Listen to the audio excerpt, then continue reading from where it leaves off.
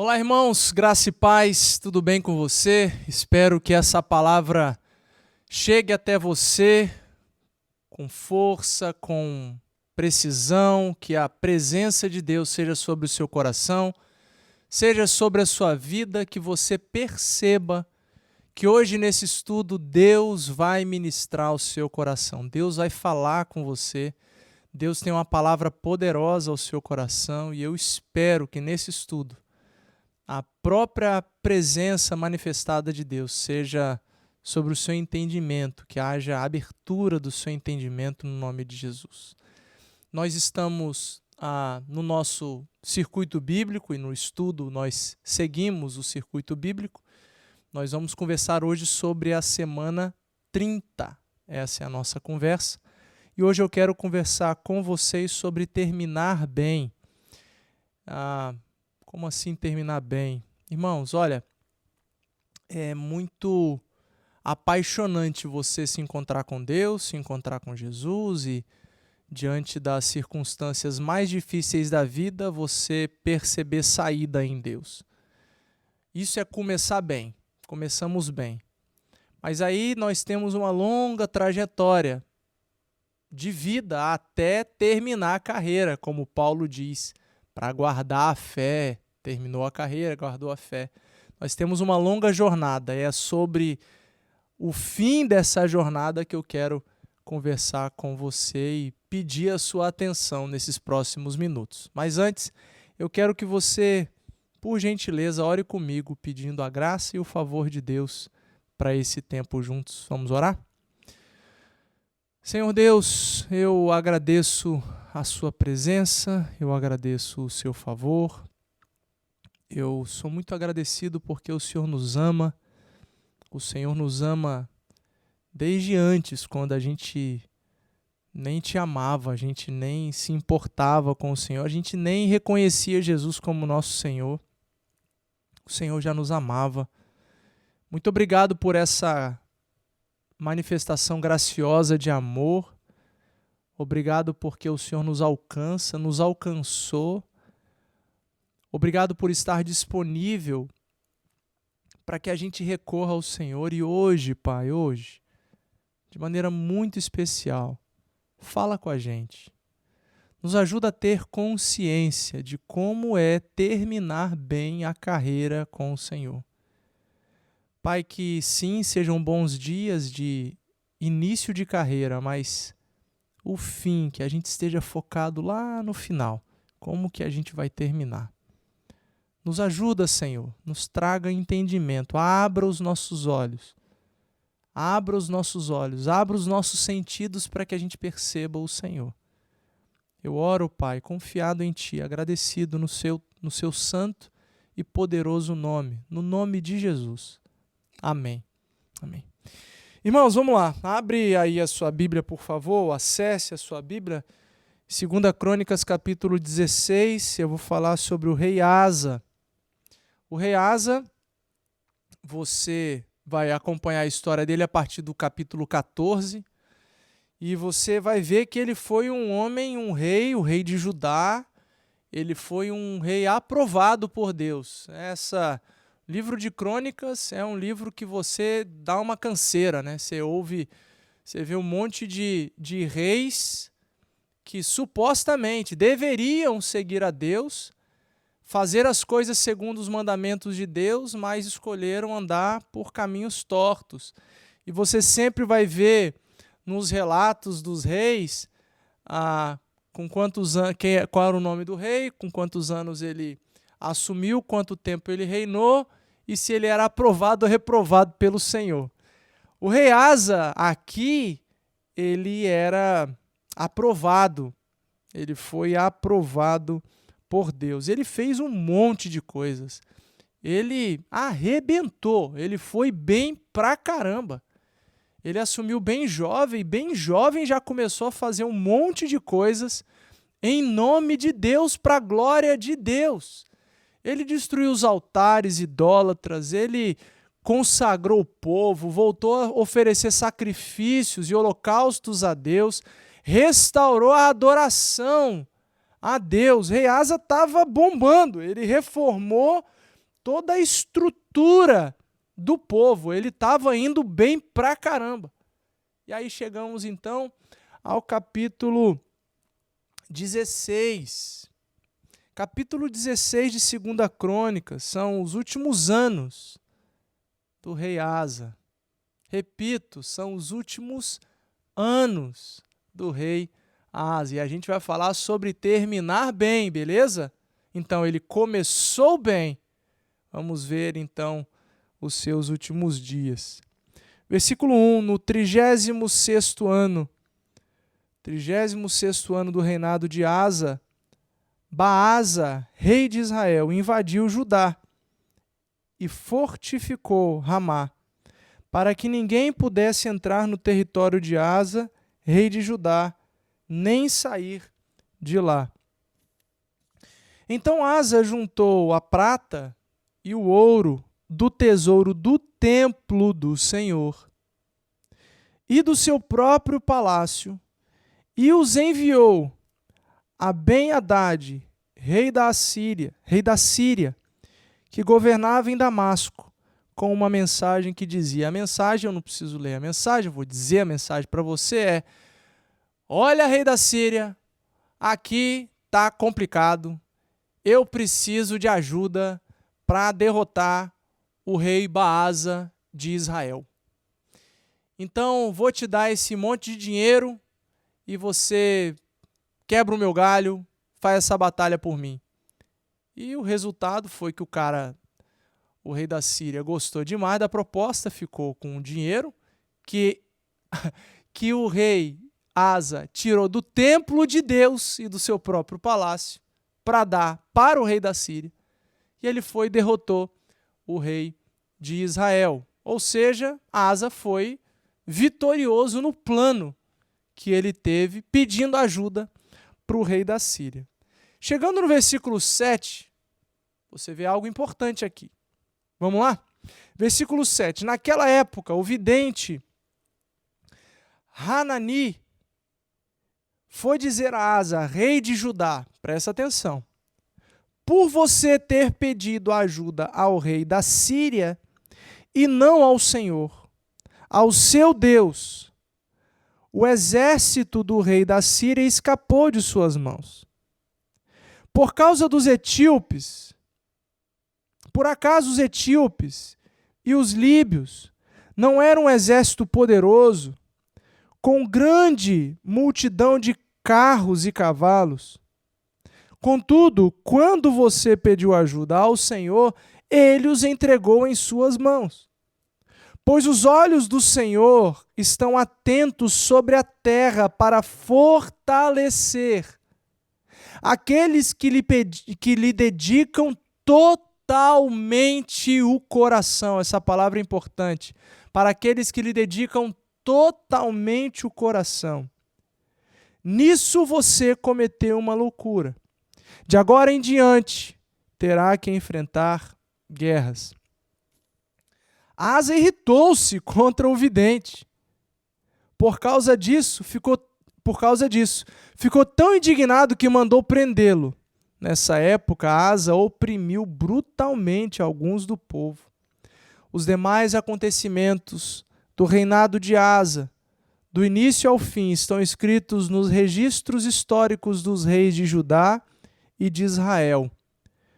No 39º ano de seu reinado, Asa foi atacado por uma doença nos pés. Aqui é importante você ouvir, hein? E prestar atenção. Embora a sua doença fosse grave, não buscou a ajuda do Senhor, mas só dos médicos.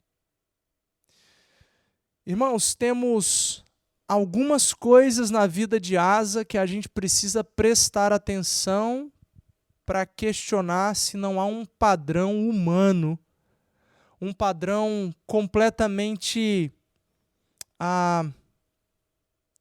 parecido com as nossas atitudes rotineiras da vida. Existem padrões aqui de posição, de postura, que se parece muito com aquilo que nós vivemos.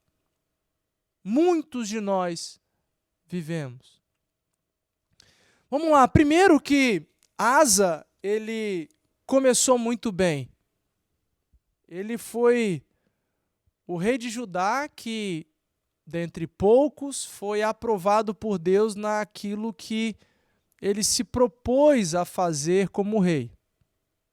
Lembrando que o rei era o representante de Deus para o povo. Então, Asa, ele derrubou altares, ele expulsou até a sua avó, tirou dela o status de rainha-mãe, porque ela era idólatra. Ele fez um monte de coisa, ele derrotou o exército. Mas aí chegou no capítulo 16, houve uma coisa que é muito comum para mim e para você. Diante do cerco do rei de Israel, Asa, rei de Judá, ele temeu. Asa ficou com medo.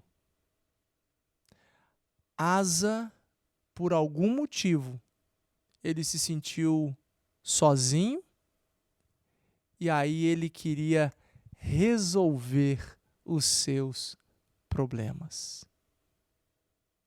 Qual era o problema de Asa? Havia um cerco, havia uma promessa de guerra. E aí ele então, com medo, respondeu ao medo e tomou uma decisão baseada no medo, que foi: me deixa resolver, deixa eu ver o que eu faço, vou pedir ajuda ao rei da Síria, nossos pais já tiveram acordos no passado, então vou lançar mão dessa possibilidade, já que no passado já tivemos acordos, então aqui vou eu resolver o meu problema contra o rei de Israel. Irmãos, há algo semelhante que nós vivemos no nosso dia a dia. Nós vamos bem com Deus. Encontramos Deus, nos relacionamos com Ele, descobrimos que há paz no relacionamento com Deus, que temos propósito quando nos relacionamos com Ele, nos sentimos empoderados pela palavra, gostamos dos relacionamentos iniciais que temos na igreja, na célula, começamos a vislumbrar um mundo novo, e aí a gente se enche de coragem.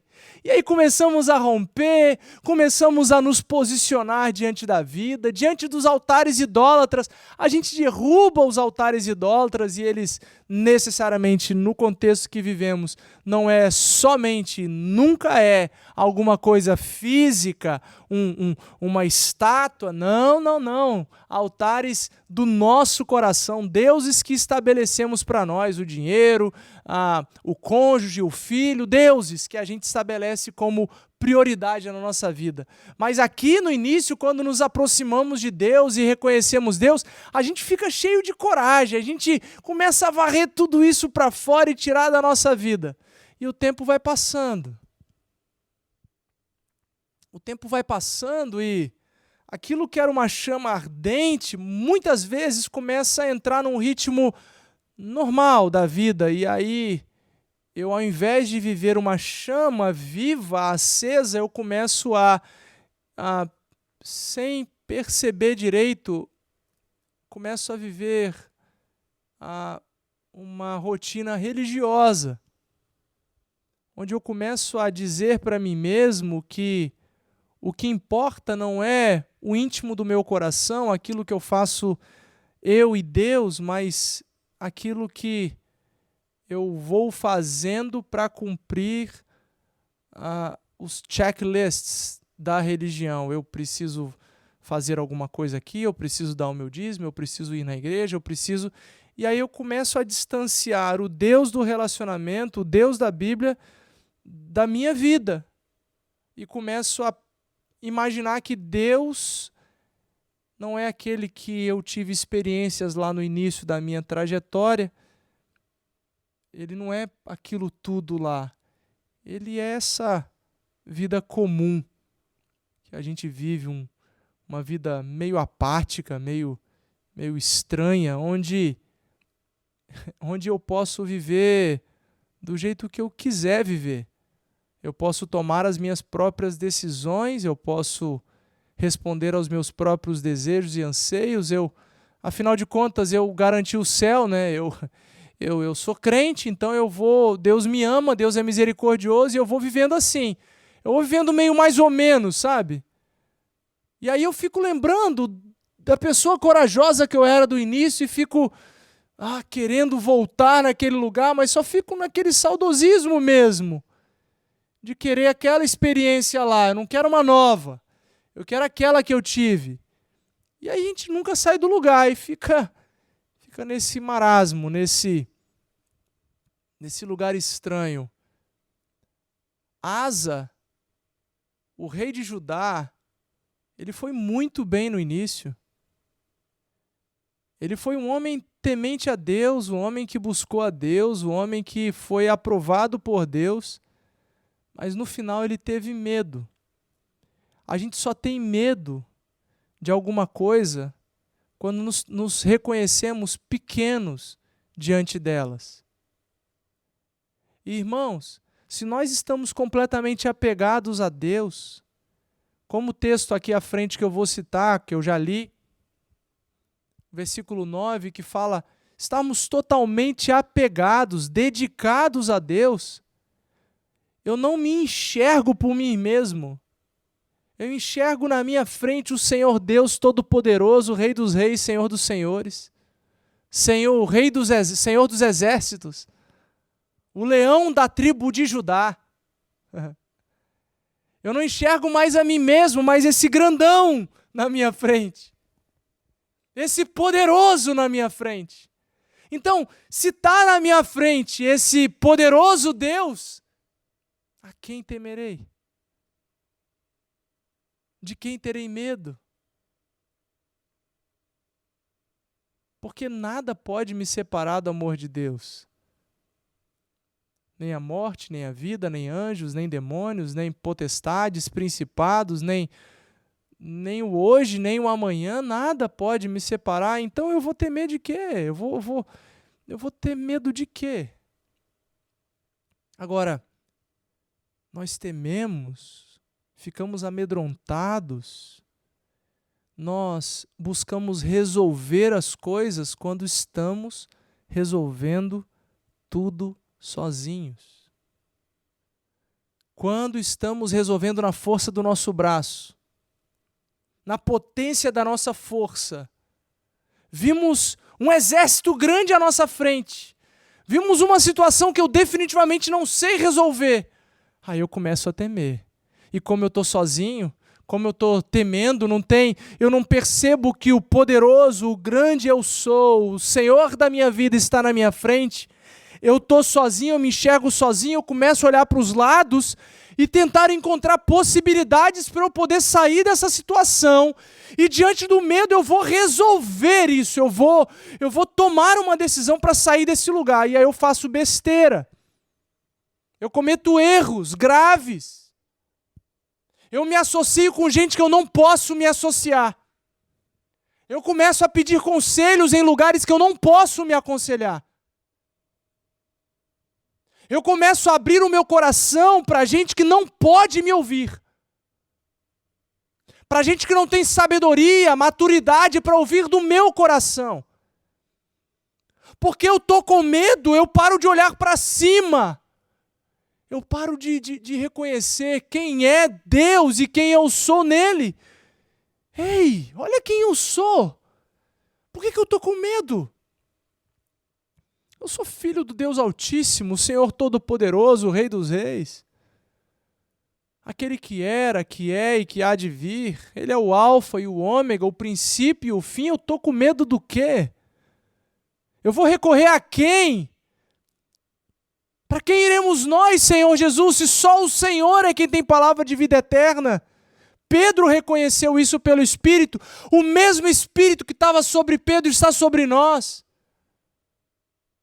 Com medo, Porque estamos resolvendo as coisas no nosso braço, na força do nosso braço, nós temos a tendência de terminar mal e não bem.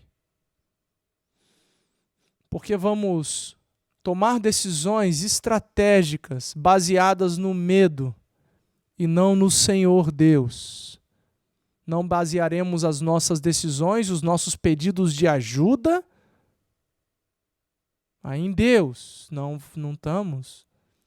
Asa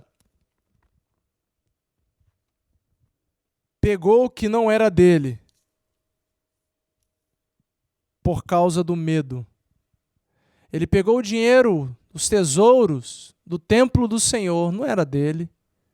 Ele não podia fazer o que ele fez. Ele deu do que é de outro.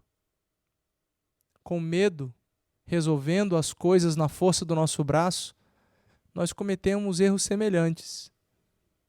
Nós pegamos aquilo que não é nosso, fingimos que é nosso, para poder resolver um problema. Nós contamos a história de alguém como se fosse nossa. Tudo para sair de um problema ou ficar bem diante de um problema. Ele também deu do seu dinheiro. Tirou do próprio palácio para enviar as riquezas para Ben-Hadad, rei da Síria. Em nenhum momento, Asa pediu socorro ao Senhor Deus. Irmão, sabe o que Deus faz numa hora dessa? Deus, ele deixa.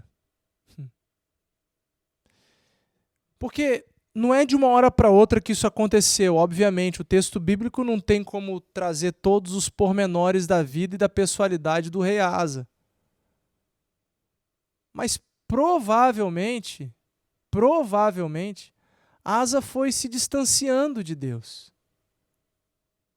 Porque a promessa está sobre todos aqueles que dedicam totalmente o coração. Versículo 9. Pois os olhos do Senhor estão atentos sobre a terra, sobre toda a terra, para fortalecer aqueles que lhe dedicam totalmente o coração. Irmãos, jamais o rei Asa temeria se ele estivesse dedicando totalmente o seu coração ao Senhor. Porque a promessa é sobre que os olhos do Senhor estão atentos sobre toda a terra para fortalecer os que fazem isso. Se o coração dele estava totalmente dedicado ao Senhor, ele certamente seria fortalecido pelo Senhor. Por quê? Porque os olhos de Deus estão atentos a corações dedicados. Porque Asa não se dedicou completamente ao Senhor, não dedicou o coração dele ao Senhor, ele temeu e resolveu as coisas na força do braço. Porque você e eu não estamos dedicando o coração integralmente, totalmente ao Senhor, nós tememos. E aí, por causa do temor, resolvemos as coisas na força do nosso braço. Fazemos errado, estrategicamente errado, cometemos erros, roubamos de Deus. E o Senhor vem com juízo sobre nós. Só que é interessante pensar que esse Deus que socorre os seus permite com que os seus continuem tomando decisões equivocadas. Sabe por quê, irmãos? Porque Deus não criou robôs. Deus criou gente que pode livremente tomar as suas decisões. Você pode viver a vida inteira numa igreja, pode ouvir todos os estudos bíblicos, tem 3 anos e pouco que a gente tem por semana de estudos bíblicos. Você pode ouvir todos, você pode maratonar todas as mensagens que tem no YouTube, não só da Church of the City, mas de outras igrejas, de outros pastores que você gosta. Você pode maratonar e não mudar nada. Porque o seu coração não está completamente dedicado ao Senhor, porque não é o quanto que você ouve de mensagem que faz de você um crente aprovado. É o quanto que você se implica na vida, o quanto que você se enxerga falho, o quanto que você se enxerga dependente de Deus e começa a mudar suas atitudes, os seus comportamentos. É quando você começa a mortificar a sua carne, tomar decisões contrárias à sua vontade. Asa ficou bravo com o profeta de Deus e mandou o cara para a prisão. Ele estava fora de si. Irmãos, o pecado faz isso com a gente. A gente distancia de Deus, a gente teme, e por causa do medo a gente comete atitudes erradas, toma decisões erradas, a gente faz coisas erradas. Mesmo ouvindo de alguém falando, os olhos do Senhor estão atentos a fortalecer todos que buscam integralmente o Senhor com o coração completamente dedicado, a gente finge que não entra, esse negócio não entra. E a gente está fora de si, a gente agora virou caçador de profeta. Para matar os profetas, nós não queremos ouvir mais a palavra de Deus. A gente endurece de tal maneira que a gente fica arrogante. Nós nos tornamos senhores da nossa própria vida. Nós nos tornamos os nossos próprios reis. Nós nos estabelecemos como senhores da nossa história. Que equívoco, que erro grave. Aí um profeta vem te falar, chamar a sua atenção, o irmãozinho mesmo da igreja. Só chamar a sua atenção, tá falando demais, tá ouvindo demais, tá rolando, você tá com essa língua muito grande, não fala assim do irmão, não fala assim da irmã. Resolve seus problemas. Mas eu não fiz nada, eu só ouvi. Tá errado também. Primeiro, conversa e aconselhamento. A segunda já é fofoca, irmão. Se você não pode falar com o outro sobre aquilo que aconteceu, é fofoca, já era. Então você não está sendo amigo, não. Você está sendo instrumento do diabo na vida do outro. Amigo é aquele que começa a ouvir a história e fala, opa, pode parar. Se o outro não pode estar aqui, então pode parar. Vai lá resolver seus problemas, ou senão eu vou lá e resolvo para você. Eu falo que você está falando isso dele, tá tudo certo. Beleza? Pode ser? Não. Aí você vai ver que a pessoa não quer curar. Nós nos tornamos senhores de nós mesmos, e porque nos tornamos reis do nosso próprio coração, fazemos o que bem entendemos ser bom para nós.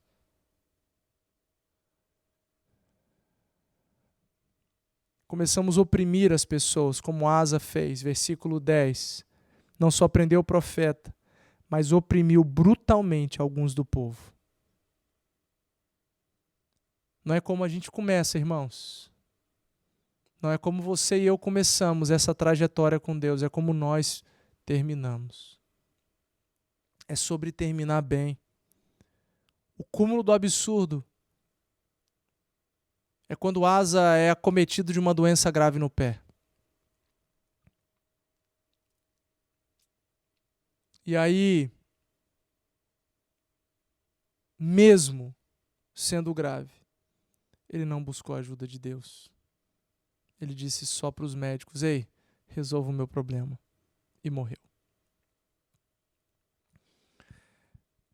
Distantes de Deus, senhores do nosso próprio destino, do nosso próprio nariz, donos da nossa própria história, ou pelo menos achamos tudo isso, nós nos tornamos arrogantes, insensíveis, não ouvimos ninguém e não pedimos ajuda para ninguém. Não pedimos ajuda sequer a Deus para nos salvar, não só de uma enfermidade física, como era o caso do rei Asa, mas de uma enfermidade espiritual, emocional. E a gente morre sozinho. Irmãos, busque a Deus até o fim, com o seu coração integralmente dedicado a Ele. Porque não é como a gente começa a vida cristã, é como a gente termina a vida cristã. Não é sobre sermos aprovados no início da carreira com Deus. É sobre sermos aprovados no grande dia, quando Ele nos chamar e julgar os nossos pensamentos e atitudes, bons e maus. É sobre começar com Deus bem de perto e permanecer se esforçando para continuar com Ele bem de perto até o fim. É dar tudo de si para você permanecer com a chama acesa do Evangelho Salvador e não da aprovação dos homens, reprovadores e aprovadores. Não é sobre o quanto que eu faço para os outros aqui para receber aplauso deles. Inclusive na igreja, muito especialmente na igreja. Mas é sobre o quanto que eu estou arrancando do meu Deus sorriso diante de tudo aquilo que eu estou iluminando e salgando no mundo. De novo, irmãos, não é como a gente começa, é como a gente termina. Não é como você começou, é como você vai terminar. Se aqueça em Deus, busque ao Senhor, peça ajuda a Ele diante das lutas, diante dos problemas. Para de olhar para os lados, para de dar ouvido às vozes, para de ficar recorrendo um monte de amiguinho, um monte de amiguinha. Estou sendo irônico, sim, nesse momento. Busque a Deus, peça socorro, clame ao seu Pai. Para, bota o seu joelho no chão, conversa com o seu Pai. Ah, mas eu tenho dificuldade de enxergar Deus como Pai. Fala isso para Ele, puxa vida. Ele vai trazer para você contentamento. Ele é o Deus que te criou e que conhece tudo em você. Ele sabe o que falta, mas fala com o Pai. Não para de falar com Ele. Para que você não fique arrogante, insensível. Arrogância para mim é um dos piores pecados. Porque a gente fica insensível a Deus e aos outros. Termina bem, vai. Eu estou lutando para terminar bem. Eu me desgasto para terminar bem. Mas eu quero é que o Senhor se agrade de mim. Não necessariamente não preciso que vocês se agradem de mim. Eu preciso que o meu Deus me aprove no final da minha carreira. Eu quero dizer como Paulo, que eu guardei a carreira, terminei a carreira e guardei a fé. Eu quero ser aprovado pelo meu Deus, porque eu terminei bem. Que esse seja o seu desejo e a sua oração, hoje e amanhã também, para sempre, até que Ele venha, em nome de Jesus. Tchau, gente. Até a próxima.